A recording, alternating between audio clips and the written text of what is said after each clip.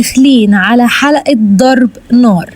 حلقتنا النهاردة بتبدأ بضيف جديد خالص، هي ليكسي، مصاصة دماء معمرة عندها 350 سنة. دي صاحبة ستيفن الأنتيم والمقربة جدا، وجاية مخصوص عشان تحتفل بعيد ميلاده، وطبعا ديمن ما بيطقهاش ولا هي بتطيق. في نفس الوقت بقى رئيسة الشرطة ما سكتتش وفتحت تحقيق موسع عن اختفاء فيكي، وهنا بقى بنشوف مفعول السحر بتاع ديمن. جيرمي الغلبان اتمسحت ذاكرته تماما، وقعد يقول في التحقيق انها كانت طبيعية جدا، وانها قالت له انها هتسيب البلد وان ده احسن. وطبعا من اللي قلبنا بيتقطع عليه مات اخوها، الواد حزين ومكسور جدا ومكتئب عشان حاسس ان اخته سابته وبعدت عنه، وهو مش فاهم انها ماتت اصلا. اما إلينا بقى فكل ما ستيفن يقرب منها تبعد عنه وتقول له خليك بعيد عني احسن، انا ما بقتش اقدر اعيش في الكذب ده، كل الدنيا بكذب عليها وبداري عشان خاطر مكشفش سرك. بس يا ترى ستيفن هيسيبها تبعد؟ وديمن ناوي يعمل ايه مع ليكسي؟ تعالوا نشوف. ديمن بقى يا سيدي لقى السكينة سرقاه والشبهات هتحوم حواليه هو واخوه، فقرر يعمل ايه؟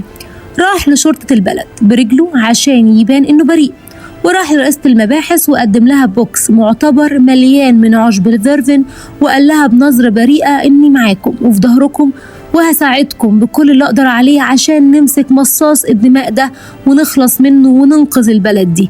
طبعا الست فرحت جدا. ما اكتفاش بكده، راح قابل كارولين وسيطر على عقلها تماما، وأمرها تروح تعمل حفلة ومهرجان كبير في الكافيه بمناسبة عيد ميلاد ستيفن.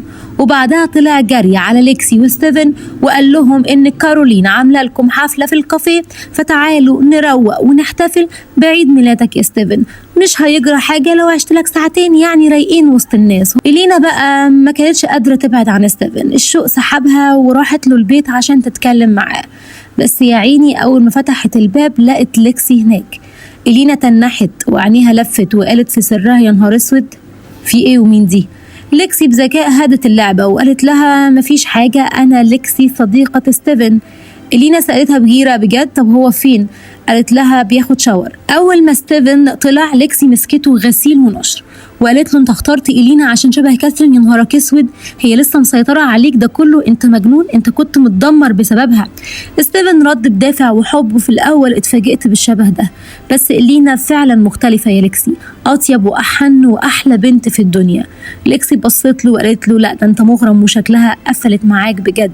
أما الناحية التانية بقى السلسلة بدأت تسيطر على بوني أكتر وأكتر، وجدتها قالت لها دي ورث جدتك العظمى إيميلي وهي اختارتك انتي بالذات، بس ديمن عاوز السلسلة دي بأي طريقة، فراح لكارولين وأمرها ترجعها. طبعا كارولين راحت لبوني وقالت لها هاتيها انتي واخداها مني وصاحبها الأساسي عاوزها. بوني قفشت عليها وقالت لها لأ، جدتي قالت دي ورث عيلتي وبتحميني، وانتي اصلا قلتي انك مش عاوزاها. ديمن مسك كارولين وهزقها جامد، البت صعبت عليها نفسها وقعدت تعيط، بس مين اللي طبطب عليها؟ مات.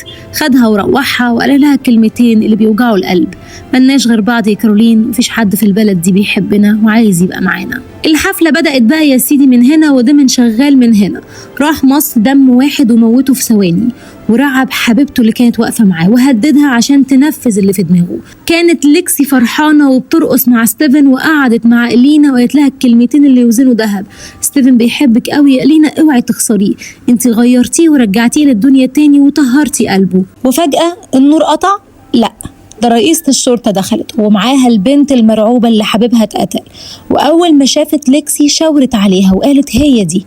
في ثواني هجموا عليها وحقنوها بالفيرفين وسحلوها بره الكافيه وقفلوا الابواب ومنعوا اي حد من الناس يخرج وراهم. طبعا ستيفن وإلينا اتسحبوا ورا الناس وجريوا بره عشان يلحقوا ليكسي الغلبانه.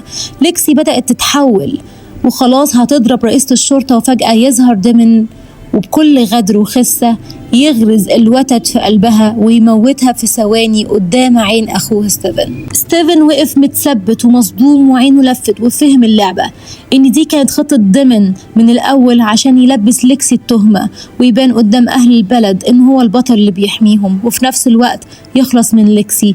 ستيفن مسكتش ودخل في ديمن ضرب ونكد عليه، بس في الآخر مرضيش يموته وسابه عايش. قال إيه؟ واحدة قصاد واحدة.